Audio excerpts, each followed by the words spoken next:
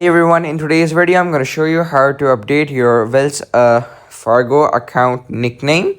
So what you need to do is to simply log into your Wells Fargo online banking account with the help of their website.